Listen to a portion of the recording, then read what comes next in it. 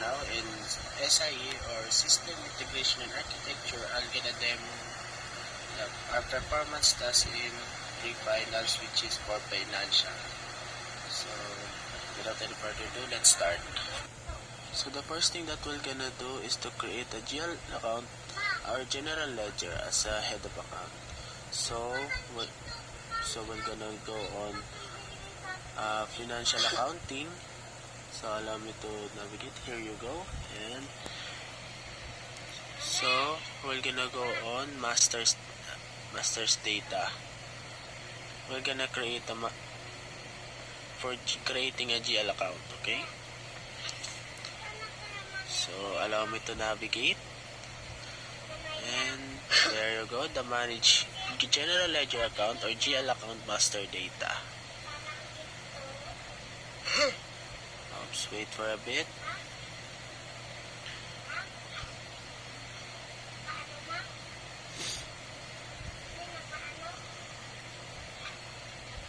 And there you go. The next thing we're gonna do is to create an account. So click create.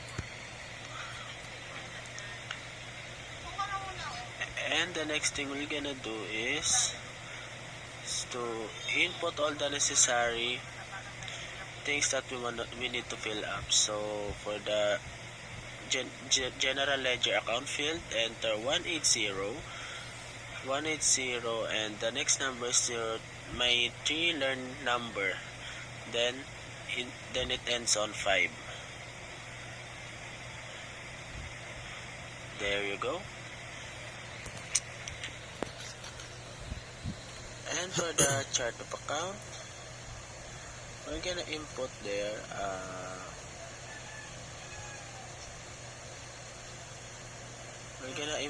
the necessary things that we need. So in this case, we're gonna input there the the GL00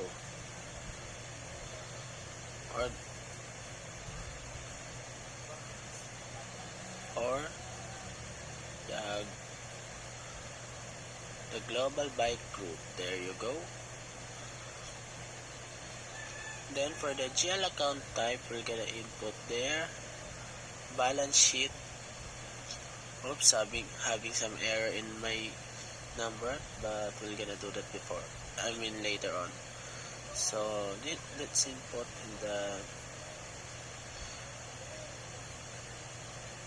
the GL account type. Let's input their balance sheet account.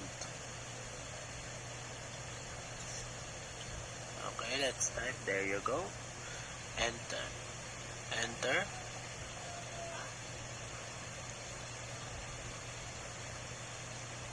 And there you go. And the next thing we're gonna do is to check in the account group.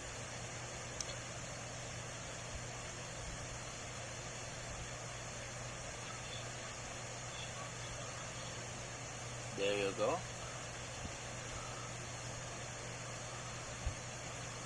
And later on as a short text, let's enter bank and space my last 3 numbers of my learn account.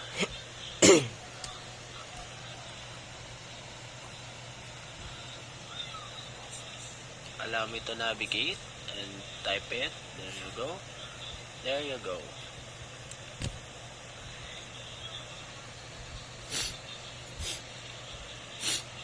And for the GL account long text, we're just gonna make the bank 678 more longer. So for this one, it's a bank account, then 678 as my learn number.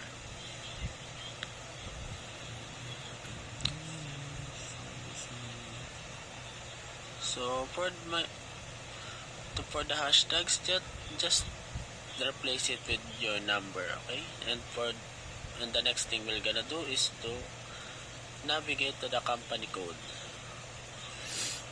There, which is there, the company code data. Then next thing we're gonna do is to create a company code data. So now we're on we already created an company code account, so we are now at the windows of the company code. So the next thing we're gonna do is to input imp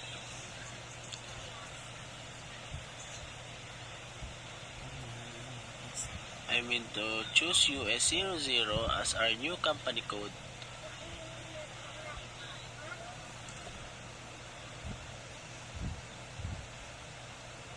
Wait for a bit. Okay, I'm having some issues. There you go.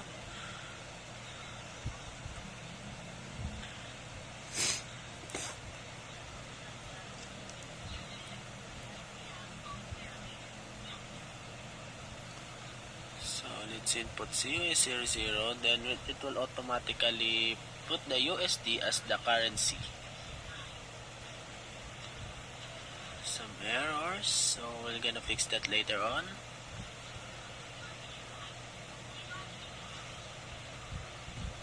Okay, so let's just change my number because it says here that the number that I input has already been existing in other accounts. So okay, I've already changed it. Then we can now proceed on the next steps that we're gonna do.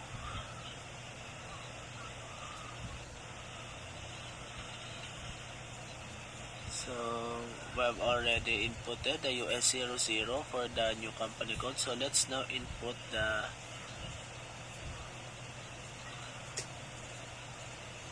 let's now check the only balance in local currency checks box. So there you go.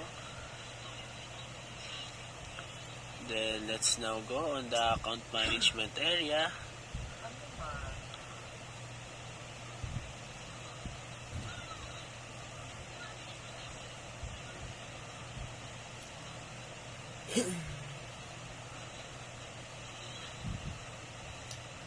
So now the create bank interest. So let's input in the fin status group the ZGBS. So later on we're gonna connect this to the other master data that we're gonna create. There you go. So the next thing we're gonna do is to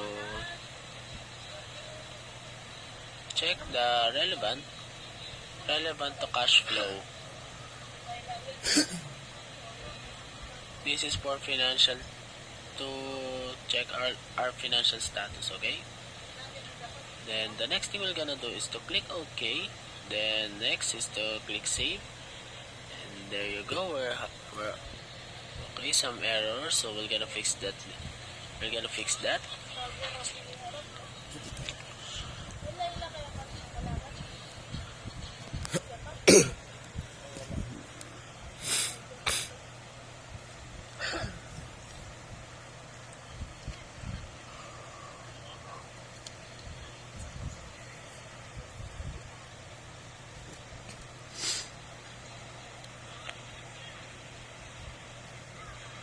Okay, let's fix this.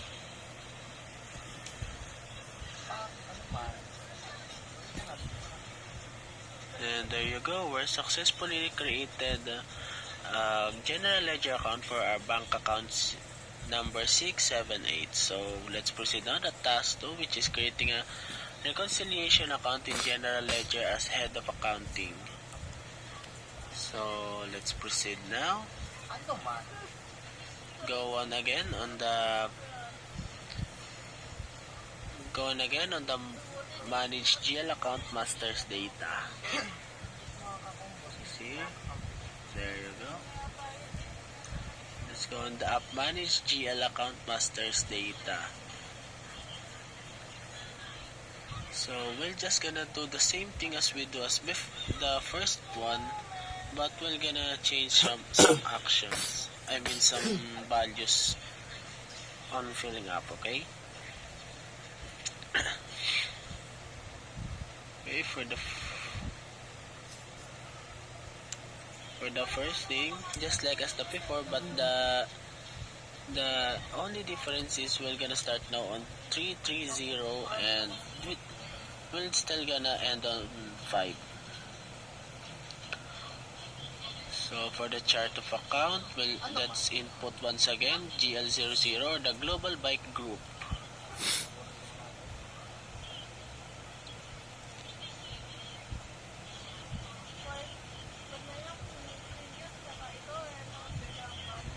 There you go. And once again, the balance sheet account.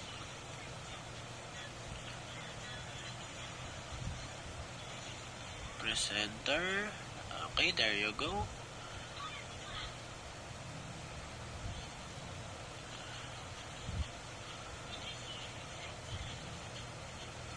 So let's input also 003.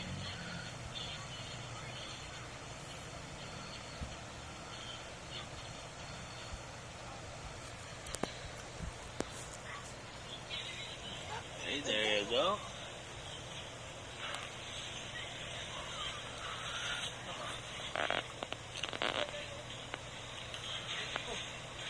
And for the next thing, for the short text, let's input their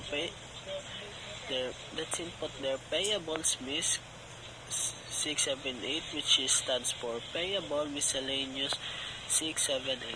Then, but we're gonna input that later on our GL account long text.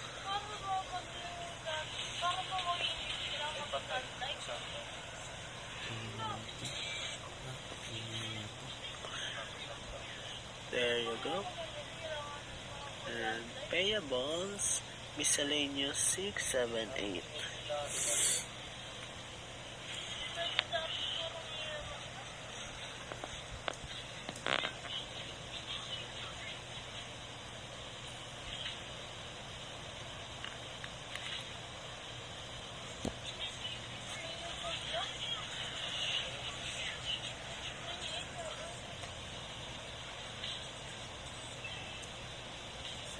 There you go.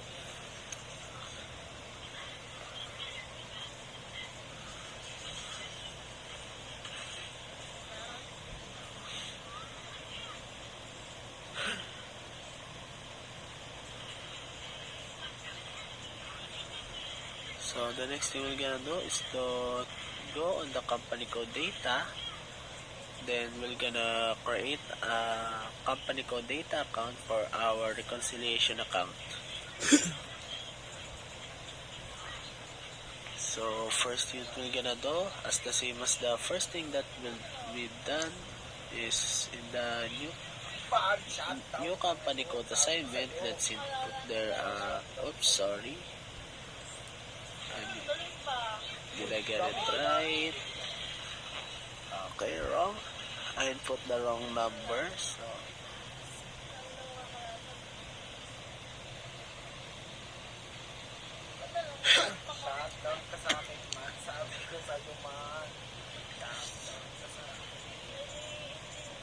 wait for a minute. Let me check it once again.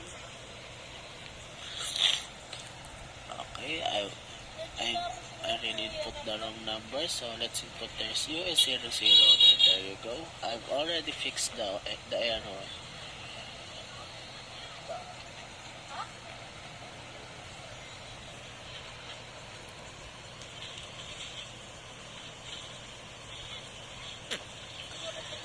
So next thing we're gonna do is to go on the create bank interest.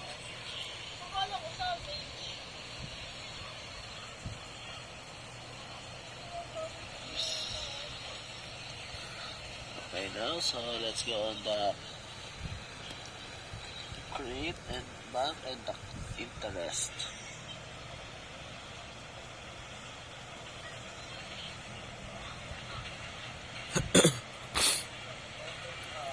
So in the field status group, let's input there the ZR.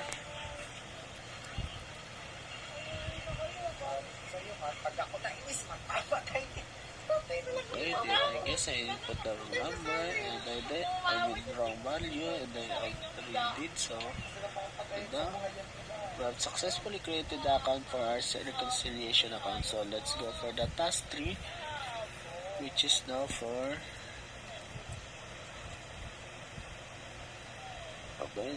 creating an expense account in general ledger as head of accounting.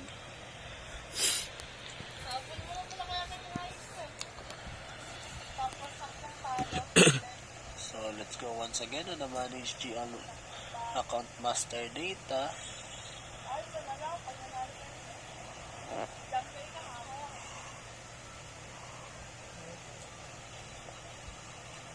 So let's go and create once again for our next GL account.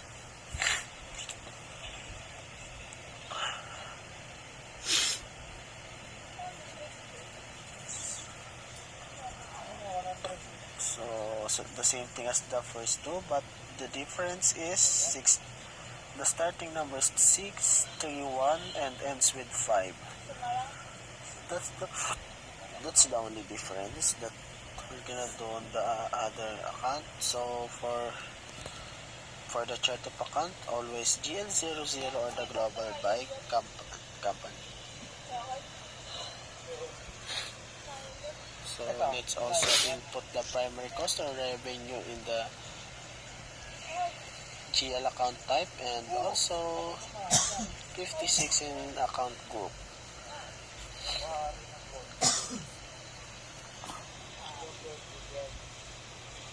So for short text, let's input there the direct rent expenses 678.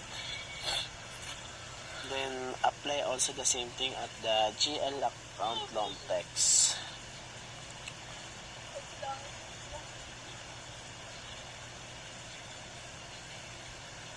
And there you go.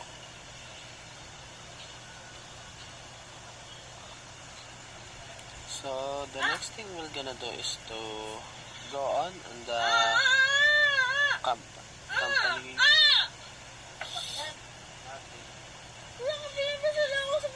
code data.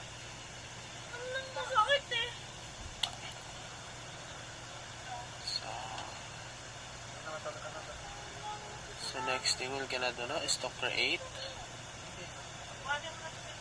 a company code data in the company code data area.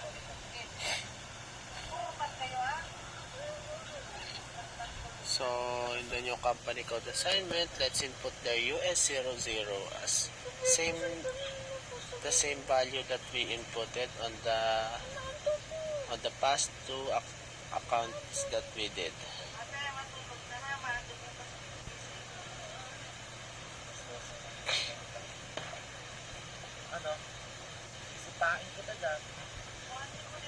So let's also input there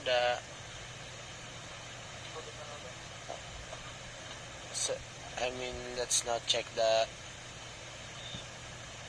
let's find it there. So for sort kit, so it's 001 always.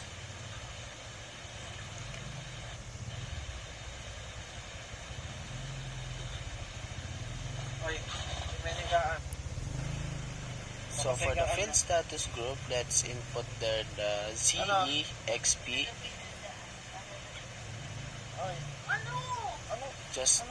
Just to connect these 3 GL accounts that we did.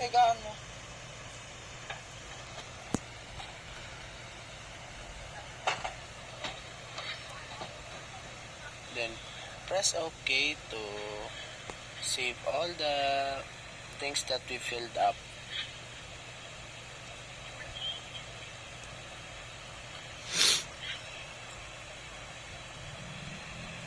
Then after we click OK, let's go on the category group.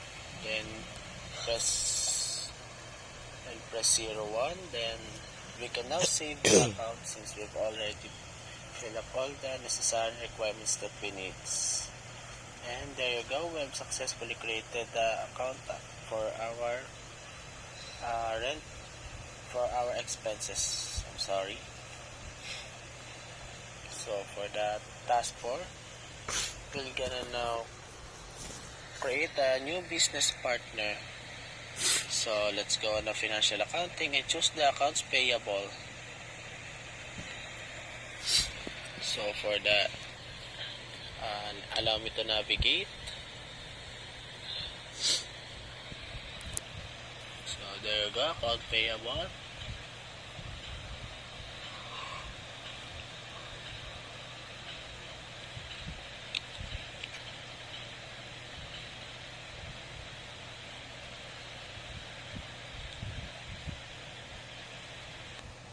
Then let's find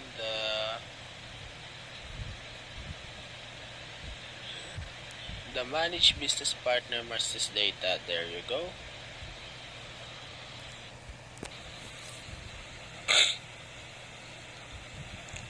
So we're already at the master data window. So let's create now the button create an organization, so that we can create our business partner. And for filling up, BP role should be an FLVN or FL vendor.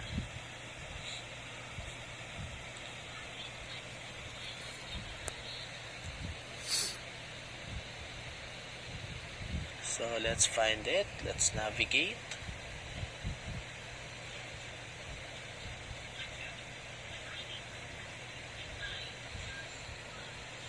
There you go.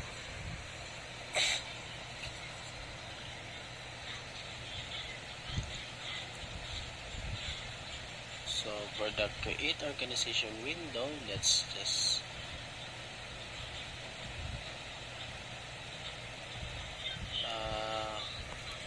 let's choose company as our organization title. So it's just company, okay? So I want to just take note of it. It's just company for the organization title. And for name 1, enter cardinal properties, then the hashtags replace it with your learn number. I mean, for my learn number is 678. So we're gonna input it there. Cardinal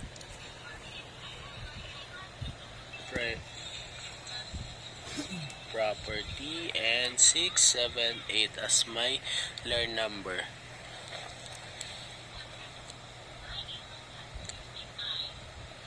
And for the street, let's add. And for the city, let's add Eden Prairie.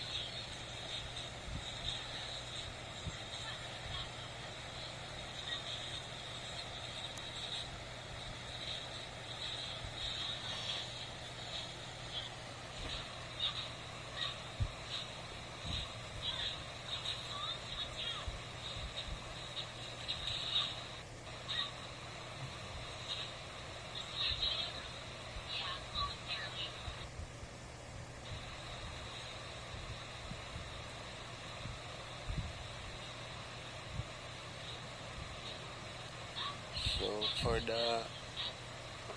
the postal code, let's input 55554. Yeah, 4347.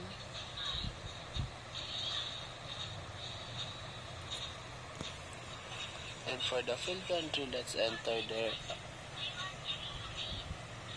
Okay, for that, let's go on religion, country religion, which is US.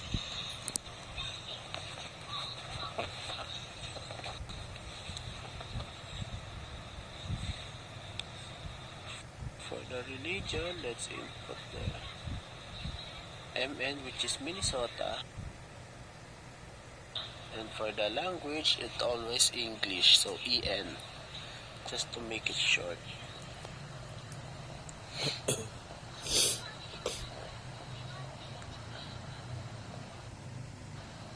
So once we've already input all the necessary requirements, we can now create an account. So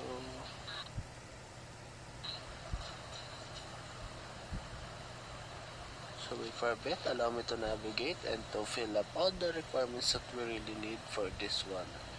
So let's input the search term 1 as our first three numbers. For our three numbers for learn account.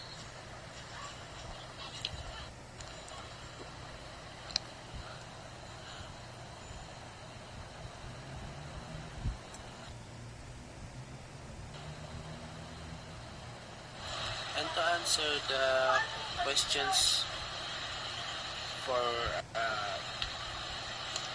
to test my knowledge is, I have here three questions. The first one is, what is the most important statistical key figure?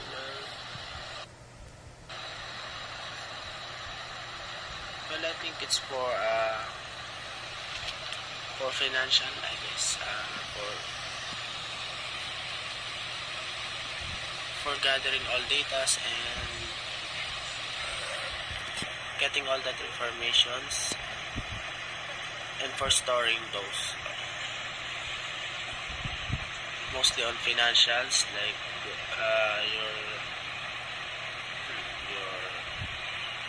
the cost. All costs should be inputted also on tables. It can be used as the data, so it should also store. And can I briefly explain about the master data of each module and how it is connected with each other? Well, the first thing that I know is for management. So master data of management is for managing all products and storing them in one place. And for planning is for mostly for transferring and for transporting all products that been produced. And for control, for financial is mainly for cost and profits of products that been gained, for a month or a year. And for controlling, mostly for controlling all, either in products or in financials, like cost, on how you will compute it annually, like that. And what is the main focus of SAP 1 is to give us a small walkthrough on how storaging and costing works online in every business. So that's all.